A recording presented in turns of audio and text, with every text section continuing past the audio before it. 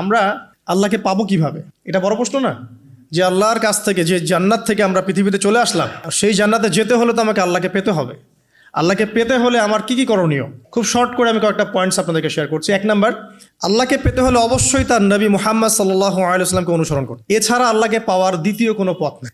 আল্লাহকে পেতে হলে অবশ্যই তার নবী মুহাম্মদ সাল্লাল্লাহু আলাইহি ওয়াসাল্লামের আদর্শগুলো জীবনের প্রতিটা ক্ষেত্রে বাস্তবায়ন করতে হবে। চলাফেরা, ওঠা বসা, খাওয়া দাওয়া, হ্যাঁ, ইস্তেঞ্জা করা, মুআমালাত, ব্যবসা বাণিজ্য, অর্থনীতি, সমাজ, রাষ্ট্র, সব ক্ষেত্রে আপনাকে মুহাম্মদ সাল্লাল্লাহু আলাইহি ওয়াসাল্লামের তরিকা, আদর্শটাকে ফলো করতে হবে। তাহলে আপনি আল্লাহকে পাবেন ইনশাআল্লাহ। যে ব্যক্তি আল্লাহকে পেয়েছে সে দুনিয়াও পেয়েছে, আখিরাতও পেয়েছে। যে আল্লাহকে পায় নাই, দুনিয়াও বরবাদ, আখিরাতও বরবাদ। 2 নাম্বার হচ্ছে 5 ওয়াক্ত নামাজ। আল্লাহকে পেতে হলে নামাজ লাগবে। নামাজ নাই, আল্লাহ নাই। ওয়াস্তাঈনু বিস-সাবরি ওয়াস-সালাহ, তোমরা সবর এবং সালাতের মধ্য দিয়ে আল্লাহর সাহায্য প্রার্থনা করো। আমরা এই জন্যই নামাজে বলি ইয়্যাকা না'বুদু ওয়া ইয়্যাকা নাস্তাঈন, আমরা শুধু আপনারই ইবাদত করি এবং আপনার কাছেই সাহায্য প্রার্থনা করি। তো আল্লাহকে পেতে হলে নামাজের কোনো বিকল্প নাই। আল্লাহকে পাওয়ার তৃতীয় একটা মাধ্যম বলে দিই আমি, সওম বা রোজা রাখা। অল্প সময় গুটিয়ে নিচ্ছি, সওম বা রোজা রাখা। রোজা কেন আল্লাহকে পাওয়ার মাধ্যম জানেন? কারণ রোজা রাখা অবস্থায় আমরা কিন্তু গোপনে পানাহার করি না, করি? আমরা রোজা রেখেছি, গোপনে কিন্তু পানি খেতে পারি, কেউ দেখবে না। গোসল করছেন, আপনি পানি খেতে পারেন, কেউ দেখবে? দেখবে না। লুকিয়ে লুকিয়ে আপনি কিন্তু খাবার খেতে পারেন, কেউ দেখবে না, বাসায় কেউ নাই দেখার, কিন্তু আপনি খান না। আপনি সবর করেন, সহ্য করেন, একদম সূর্যাস্তের সময় গিয়ে আপনি ইফতার করেন। এই যে কাজটা আপনি কেন করেন? কারণ আপনি ফিল করেন যে আল্লাহ আপনাকে দেখছেন। কেউ আপনাকে দেখুক না দেখুক, আল্লাহ আপনাকে দেখছেন। এটাই হচ্ছে ইহসান, এটাই হচ্ছে আল্লাহ পাকের মারিফতকে উপলব্ধি করা। আল্লাহ রাসূল সাল্লাল্লাহু আলাইহি ওয়াসাল্লাম বলেছেন, ইহসান হচ্ছে আন তা'বুদাল্লাহা কাআন্নাকা তারাহ, তুমি এমনভাবে আল্লাহর ইবাদত করবে যেন তুমি আল্লাহকে দেখছো। ওয়া ইল্লাম তাকুন তারাহু ফাইন্নাহু ইয়ারাক, তুমি আল্লাহকে দেখতে না পারলেও বিশ্বাস করবে আল্লাহ তোমাকে দেখছেন। তো এটা রোজা রাখলে উপলব্ধি হয় না যে আল্লাহ আমাকে দেখছেন? এটা হচ্ছে আল্লাহকে পাওয়ার মাধ্যম। এই জন্য রমাজানের রোজা অবশ্যই রাখবো ইনশাআল্লাহ। পাশাপাশি এই যে সোমবার, বৃহস্পতিবার বা এই যে মাসের 3 দিন আইয়ামে বীজের সওম আছে, 13, 14, 15, আরাফার সওম, আশুরার সওম বা নফল সওম, এগুলো রাখার অভ্যাস করলে আল্লাহকে পাওয়া যাবে ইনশাআল্লাহ তাআলা। আল্লাহ পাক আমাদেরকে বেশি বেশি সওম রাখার তৌফিক দান করুন। এবং আমাকে, আপনাদের সবাইকে বিগত জীবনে আমরা যারা বিভিন্ন সময় সওম রাখি নাই বা রাখতে পারি নাই বা বিভিন্ন সালাত পড়ি নাই, পড়তে পারি নাই, এগুলোকে হিসেব করে আদায় করার তৌফিক আল্লাহ পাক দান করুন, আমিন। 4 নাম্বার একটা মাধ্যম বলে দিই আল্লাহকে পাওয়ার, সেটা হলো তিলাওয়াতে কোরআন। কোরআন তেলাওয়াত যে যত বেশি করবে, অর্থ উপলব্ধি করে পড়বে, সে আল্লাহ পাককে চাক্ষুষ পাবে ইনশাআল্লাহ। মানে আল্লাহ রাব্বুল আলামিন একটা চিঠি দিয়েছেন মনে করেন আপনাকে। আমরা তো কোরআনটা পড়তেই জানি না, তাহলে মেসেজটা পাবো কিভাবে? আর যারা পড়তে জানি সেই ভাষাটা বুঝি না। এখন আমরা যেহেতু আরবি বুঝি না, এই কারণে কোরআনের মধ্যে কি বলেছেন আল্লাহ রাব্বুল আলামিন আমরা উপলব্ধি করতে পারছি না। আমি কি বুঝাতে পারছি? তো কোরআন শুধুমাত্র তিলাওয়াত করা যথেষ্ট নয়। তিলাওয়াত করলে আপনি প্রত্যেক হরফে 10 নেকি পাবেন, কোনো সমস্যা নাই। কিন্তু ওই মেসেজটাকে উপলব্ধি করতে হলে আপনার অর্থটা জানতে হবে। অর্থ জানলে পরে আপনি দেখবেন আল্লাহকে আপনি চাক্ষুষ সামনে পাচ্ছেন ইনশাআল্লাহ তাআলা। আপনি হতাশ হয়েছেন, হতাশা দূর করার জন্য সূরা আছে কোরআনে। বিপদে পড়েছেন, বিপদ দূর করার সূরা আছে কোরআনে। আপনার রিজিকের সমস্যা কাটানোর সূরা কোরআনে আছে। কোনো হাজতের প্রয়োজন, সূরা ইয়াসিন, হাজতের সূরা চলে আসে। অসুস্থ হয়েছেন, শেফার সূরা কোরআনে আছে। বা কাউকে জিন টোনা করা হয়েছে, বানটোনা করা হয়েছে, ওর শেফাও কোরআনে আছে। এমন কোনো বিষয় নাই যেটা আল্লাহ রাব্বুল আলামিন কোরআনের মধ্যে নাজিল করেন নাই। ব্যবসা করতে চান, কোরআন কথা বলবে, ঠিক আছে? আপনি সামাজিক বিষয়ে ডিল করতে চান, সূরা হুজুরাত কথা বলবে। আপনি ইতিহাস ভালোবাসেন, কোরআনে ইতিহাস দিয়ে ভর্তি করা আছে। আপনি কাব্য ভালোবাসেন, কবিতা পড়তে ভালোবাসেন, কোরআনের মধ্যে কবিতা দিয়েও ভর্তি আছে। আর রহমান আল্লামাল কোরআন খালাকাল ইনসান, এখানে ছন্দ আছে না? প্রত্যেকটা ছন্দ। ওয়ান নাজমি ইযা হাওয়া মা দাল্লা সাহিবুকুম ওয়া মা গাওয়া ওয়া মা ইয়ানতিকু আনিল হাওয়া, ছন্দ আছে না? আপনি উপন্যাস ভালোবাসেন, কোরআনে অনেক উপন্যাস আছে, পড়ে দেখেন। যা চান তাই পাবেন কোরআনে। এক কথায় আপনি আল্লাহকে পাবেন কোরআনের মধ্য দিয়ে। তো কোরআনের সাথে যার সম্পর্ক যত বেশি, আল্লাহর মারেফত সে তত বেশি পাবে ইনশাআল্লাহ আজ্জা ওয়া জাল্লা। 4টা বলেছি না? 5 নাম্বার হচ্ছে হজ ওমরা করা। হজ ওমরা আল্লাহ পাক আমাদের সবাইকে বেশি বেশি করার তৌফিক দেখ। হজ এবং ওমরা এমন কিছু কাজ আছে যে কাজগুলো সরাসরি আপনার সাথে আল্লাহ পাকে কানেকশন করাবে। আরাফার মাঠে যাবেন, ওই মাঠে কি কিয়ামত হবে না? আল্লাহকে চিনতে পারবেন এখানেই। তারপরে যে সাই করেন না, সাফা মারওয়া সাই করে, ওখানে গেলে আপনি বুঝতে পারবেন যে কিভাবে ইসমাইল আলাইহিস সালামকে পানি দেওয়ার জন্য তার মা হাজারা এখানে দৌড়াদৌড়ি করেছেন। বাইতুল্লাহ দেখবেন, আপনি চিনবেন যে আল্লাহর তাওহীদ কি জিনিস। চোখে দেখার সাথে সাথেই আপনার ভিতরে এমন একটা ফিলিংস আসবে যেটা ভাষায় প্রকাশ করা যাবে না। চোখে দেখার সাথে সাথেই এমন একটা ফিলিংস আসবে, আপনাকে আমি এটা ভাষায় প্রকাশ করে বোঝাতে পারবো না। আপনি জানবেন ইব্রাহিম আলাইহিস সালাম এবং তার ছেলে ইসমাইল আলাইহিস সালাম বাপ বেটা মিলে রাজমিস্ত্রির কাজ করেছে। এটা আপনি জামজাম কূপ দেখবেন, পানি পান করবেন, আল্লাহকে চিনতে পারবেন যে এই কূপ তো অলৌকিক। এই কূপের মতো কূপ নাই পৃথিবীতে, এর পানি কখনো শেষ হয় না এবং এই পানি খেয়ে মানুষ বেঁচে থাকতে পারে, খাবারের দরকার হবে না।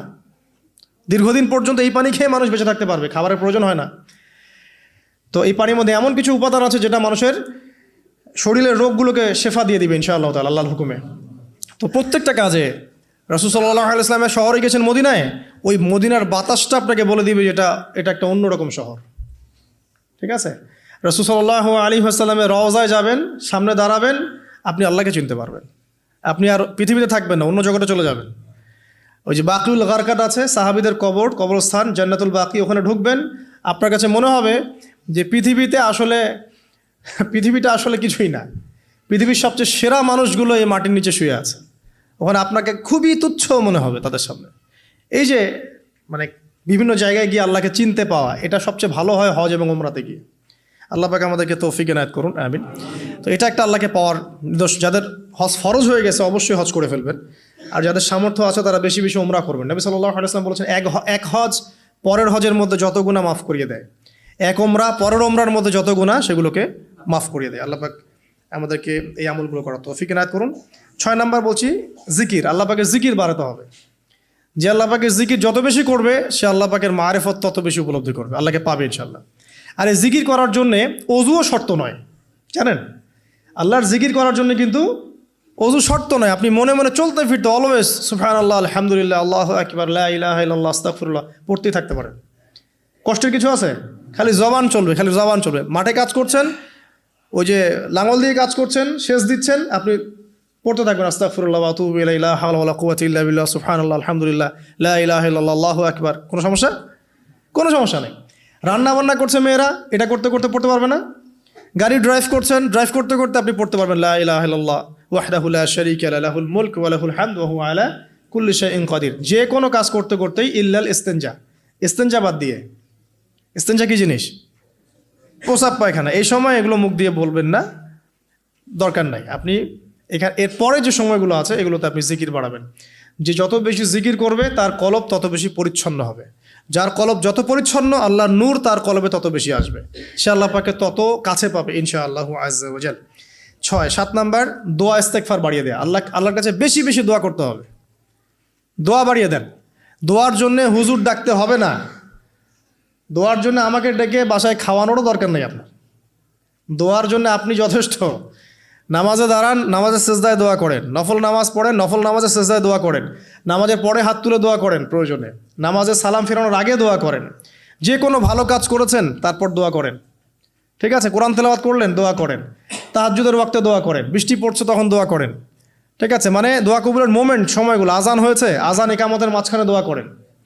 এই যে এখন খুতবা হচ্ছে, এই সময় দোয়া করেন, দোয়া কবুল হবে। দিনই মজলিসে বসেছেন, দোয়া করেন, দোয়া করতে থাকেন মনে মনে। যত বেশি আপনি দোয়া করতে পারবেন আল্লাহর কাছে, ইনশাআল্লাহ আল্লাহকে আপনি তত কাছে পাবেন ইনশাআল্লাহ। এটা আল্লাহকে পাওয়ার অন্যতম মাধ্যম। এবং ইস্তেগফার মানে কি? তওবা করা। আস্তাগফিরুল্লাহাল্লাযী লা ইলাহা ইল্লা হুয়াল হাইয়ুল কাইয়ুম ওয়া আতুবু ইলাইহি। এটা বেশি বেশি পড়বেন। দিনে কমপক্ষে 70 বার বা 100 বার পড়ার চেষ্টা করবেন। আল্লাহ পাক তৌফিক দান করুন। কয়টা বলেছি ভাই? 7টা। আচ্ছা, 8 নাম্বার হচ্ছে সদকা করা। সদকা, দান সদাকা আল্লাহর কাছে খুব বেশি পছন্দের। দান সদকা করার জন্য সম্পদ লাগে না, আমার কথা শোনেন। দান সদকা করার জন্য সম্পদ লাগে না, কলিজা লাগে, মন লাগে। বহু বড় বড় মানুষ আছে দান সদকা করতে পারে না, কোটিপতি, জাকাত দেয় না, আছে না? আর বহু গরিব মানুষ ভ্যান চালায়, কৃষিকাজ করে, দেখবেন 100 টাকা দান করে দিল। মন থাকতে হয়, মন, কলিজা বড় থাকতে হয়। তো যাদের কলিজা বড়, মন বড়, তারা দান সদকা করতে পারবে ইনশাআল্লাহ। আর যার মন বড় সেখানেই তো আল্লাহ নূর আসবে। সংক্ষিপ্ত মনে কি, সংকীর্ণ মন আল্লাহ নূর কোত্থেকে আসবে? কথা বুঝতে পারে নাই? তো দান সদকা বাড়ান। আপনি 1 টাকা দান করেন, 5 টাকা দান করেন, হালাল রিজিক থেকে 1 টাকা দান করেন, সেটা আল্লাহর কাছে অনেক বেশি পছন্দের। একটা হাদিসে নবী সাল্লাল্লাহু আলাইহি ওয়াসাল্লাম বলেছেন, হালাল উপার্জন থেকে আল্লাহর বান্দারা যখন একটা খেজুরও দান করে, আল্লাহ পাক সেই একটা খেজুরকে আস্তে আস্তে বড় করতে থাকেন। এটা এক পর্যায়ে পাহাড়ের সমান হয়ে যায়। কিয়ামতের মাঠে মানুষ তার দান এবং সাদাকার যে ছায়া, এই ছায়ার নিচে অবস্থান করবে। আপনার বিপদ হয়েছে, দান সদকা করেন, বিপদ দূর হয়ে যাবে ইনশাআল্লাহ। জটিল কোনো রোগ হয়েছে, কোনো ডাক্তার ট্রিটমেন্ট করতে পারছে না, সদকা করেন, রোগ ভালো হয়ে যেতে পারে ইনশাআল্লাহ। সদকার ব্যাপক ফজিলত আছে। সদাকা, দান, সদাকা, দোয়া, এগুলো তাকদিরের যে বিপদ আপদগুলো আছে না, ঝুলে আছে, আমাদের তাকদিরে বিপদ আছে না অনেক, এগুলোকেও সরিয়ে দিতে পারে।